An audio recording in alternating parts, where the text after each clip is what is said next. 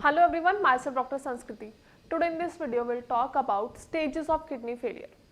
पहले भी मैंने एक वीडियो बनाई है जिसमें मैंने स्टेजेस 1 and 2 को अच्छे से डिस्क्राइब किया है. Now in this video we'll let you know about stage 3rd, 4th and 5th.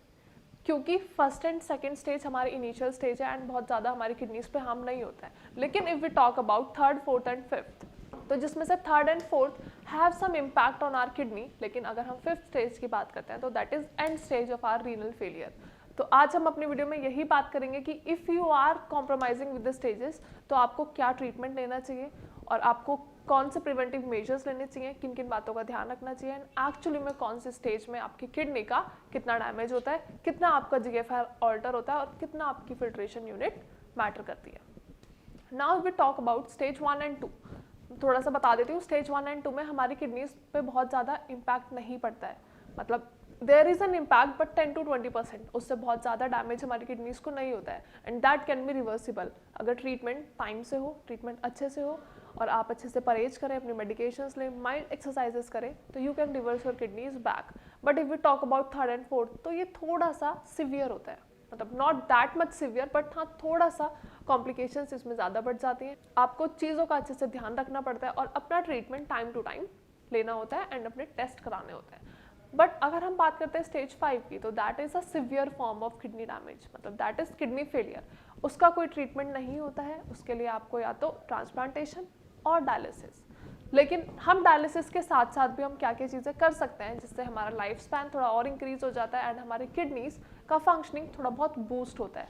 तो ये आज मैं अपनी वीडियो में आप सभी को बताऊंगी. तो डू लिसन केयरफुली. अब अगर हम बात करते हैं अपनी 3rd स्टेज के बारे में. Now 3rd stage is also categorised into 2 parts that is 3A and 3B. अगर 3A की कंडीशन में अगर आप हैं तो इसमें आपका GFR कितना हो जाता है 45 to 59 ml पर मिनट. लेकिन अगर आप स्टेज 3B में हो तो आपकी बॉडी का GFR कितना होगा दैट इज 30 to 44 ml पर मिनट. तो हमारा इससे आपको क्या पता चल रहा है, आपका GFR बहुत ज़्यादा डिटोरिएट हो रहा है, मतलब फ्लक्चुएटिंग है.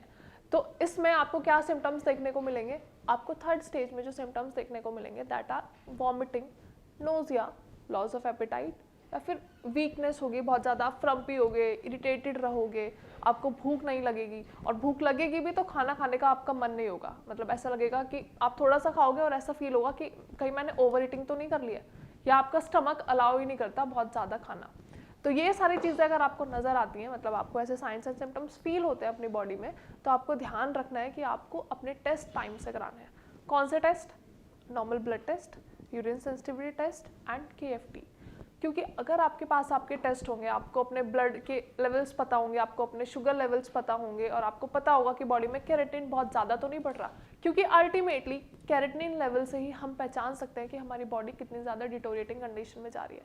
मतलब हमारी किडनीज अपना फंक्शन ढंग से परफॉर्म नहीं कर पा रही हैं. जितना ज़्यादा आपका केराटिन उतना ज़्यादा इफेक्ट हमारी किडनीज पर. तो आपको टाइम टू टाइम टेस्ट कराना है एवरी 6 months और पहले भी आप करा सकते हो. ज़रूरी नहीं है कि आप 6 months का वेट करो या फिर 1 year का वेट करो. जब आप चाहो इन एवरी 1 month और इन एवरी 2 month आप अपने टेस्ट परफॉर्म करा सकते हो. क्योंकि एक बार अगर आपकी किडनी डैमेज की तरफ बढ़ने लग गई तो that is next to impossible कि आप अपने फेलियर को कंट्रोल कर सको. लेकिन अगर आप स्टेज 1, 2, 3 में हैं तो आप अपनी किडनी को रिवर्स कर सकते हैं. मतलब हम मेडिकेशंस के साथ, ट्रीटमेंट के साथ और अपने कुछ ऐसे प्रिवेंटिव मेजर्स के साथ हम अपनी किडनी को डैमेज होने से बचा सकते हैं. Now if we talk about stage 4, तो स्टेज 4 में क्या होता है, आपका GFR 15 to 29 ml पर मिनट का होता है. मतलब आपका फिल्ट्रेशन रेट है वो बहुत ज़्यादा डिटोरिएटिंग हो रहा है, फ्लक्चुएटिंग हो रहा है. तो लेकिन अब आपको क्या करना है, आपको इनमें कौन कौन से सिम्टम्स देखने को मिलेंगे. इसमें आपकी बॉडी हर टाइम टायर्ड रहेगी. मतलब आप हमेशा थके हुए रहोगे. अगर आपको कोई थोड़ा सा भी काम बताएगा तो आप बहुत जल्दी इरिटेट हो जाते हो या फिर जवाब दे देते हो. तो आपको समझ नहीं आता आपके साथ एक्चुअली ये क्यों हो रहा है. या फिर आपकी मेंटल शार्पनेस कम हो जाती है. आपको हमेशा नींद आती रहती है क्योंकि आप टायर्ड हो, हमेशा आपको लेथार्जिक लगेगा तो आपको नींद आएगी. आपके ब्रीदिंग पैटर्न्स भी इसमें इन्वॉल्व होते हैं. आप ढंग से ब्रीथ नहीं कर पाते क्योंकि ultimately kidney performs a very vital role in our body. Kidney की वजह से हमारे टॉक्सिन्स एक्सक्रीट होते हैं, हमारा ब्लड फॉर्म होता है या फिर हमारी बोन्स पे भी किडनी का बहुत अच्छा इंपैक्ट होता है. हमारी बोन्स को डेवलप करने में किडनी हेल्प करती है. तो कहीं ना कहीं अगर हमारी किडनी डैमेज हुई है तो that ultimately cause an impact on our body और हमारी बॉडी में बहुत सारे चेंजेस देखने को मिलते हैं. एट टाइम्स हम चलने का भी मन नहीं करता, हमें पूरे दिन हमारा बेड चाहिए, पूरे दिन हम बेड पे लेटे रहेंगे, हम कुछ काम नहीं करेंगे, हम कुछ खाएंगे नहीं, और अल्टीमेटली जब आप थके हुए हो तो भूख बढ़ती है, लेकिन भूख बढ़ रही है लेकिन आपका खाने का मन नहीं कर रहा है। लॉस ऑफ एपेटाइट भी एट टाइम्स देखने को मिलती है, लेकिन हमेशा क्या होता है, आपको ऐसा लगेगा फीलिंग ऑफ फुलनेस, मतलब आप ऑलरेडी फुल हो, बिना कुछ खाए भी आपको ऐसा लगता है कि नहीं मेरा टमी ऑलरेडी फुल है। तो अगर ये सारे सिम्टम्स मिलते हैं तो दैट मीन्स कि आपकी किडनी बहुत ज़्यादा सिवियर फॉर्म में है, मतलब आपकी किडनी पे बहुत ज़्यादा डैमेज हो रहा है। ये तो बात कर ली हमने थर्ड और फोर्थ स्टेज की। Now we talk about fifth and the end stage. Fifth stage is known as the end stage of renal failure, मतलब आपकी किडनीज का फंक्शन अब बिल्कुल खत्म हो चुका है, आपकी किडनीज में से टॉक्सिन्स बिल्कुल भी बाहर नहीं आ पा रहे। पहले क्या हो रहा था, आपकी किडनी से टॉक्सिन्स एक्सक्रीट तो हो रहे थे लेकिन इतने ज्यादा एक्सक्रीट नहीं हो रहे थे। आपके यूरिन में कुछ प्रोटीन एक्सक्रीट हो रहा था, कुछ एल्ब्यूमिन एक्सक्रीट हो रहा था, लेकिन अब क्या हो रहा है, आपकी किडनीज बिल्कुल भी वेस्ट फिल्टर नहीं कर पा रही है।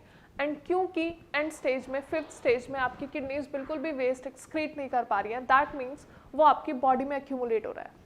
एंड आपकी बॉडी में एक्यूमुलेट होने की वजह से वो आपके ब्लडर पे, आपके लीवर पे, आपके हार्ट पे, आपके ब्रेन पे एंड आपकी ब्लड वेसल्स पे इम्पैक्ट डालता है, जिसकी वजह से अल्टीमेटली आपकी बॉडी टॉर्चर हो रही होती है।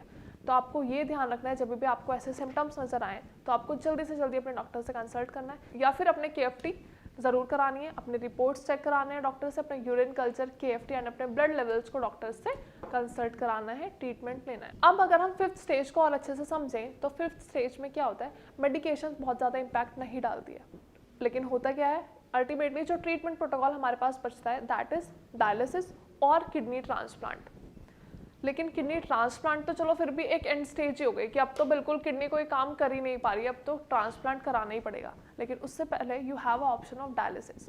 किडनी का फंक्शन क्या है, बॉडी से टॉक्सिन्स को एक्सक्रीट करना, ब्लड पंप अप करना, तो ये सारे काम हमारा अब डायलिसिस परफॉर्म करता है, मतलब डायलिसिस हमारी बॉडी से टॉक्सिन्स को एक्सक्रीट करता है।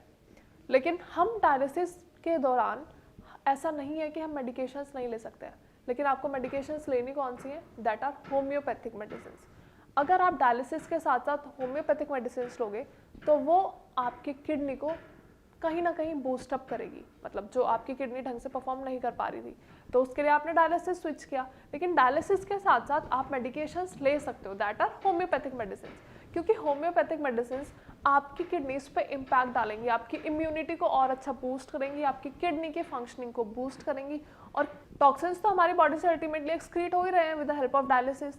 तो इस दौरान क्या होता है, जब डायलिसिस अपना काम कर रहा होता है तो किडनी को थोड़ा सा रिलैक्स मिलता है, थोड़ा सा गैप मिलता है, तो उस बीच में किडनी थोड़ी थोड़ी कोशिश करती है बूस्ट अप होने की, और उस कोशिश में हमें अपना हाथ बढ़ाना है किस चीज़ के लिए, अपनी होम्योपैथिक मेडिसिन के लिए। तो आप जब होम्योपैथिक मेडिसिन लोगे with the combination of dialysis तो that would cause a very good impact on your kidneys और आपको बहुत जल्दी आराम मिलेगा। उससे क्या होगा, आपका क्रेटिनिन लेवल बहुत कम भी हो सकता है और आपको शायद डायलिसिस कराने की जरूरत भी ना पड़े, क्योंकि अल्टीमेटली डायलिसिस हो क्यों रहा है, आपकी बॉडी से टॉक्सिन्स एक्सक्रीट करने के लिए। तो जब आप होम्योपैथिक मेडिसिन लोगे तो होम्योपैथिक मेडिसिन भी आपका वही काम करेगी, आपकी बॉडी से जितने भी टॉक्सिन्स, हार्मफुल सब्सटेंसेस हैं उनको एक्सक्रीट करने में हेल्प करेगी।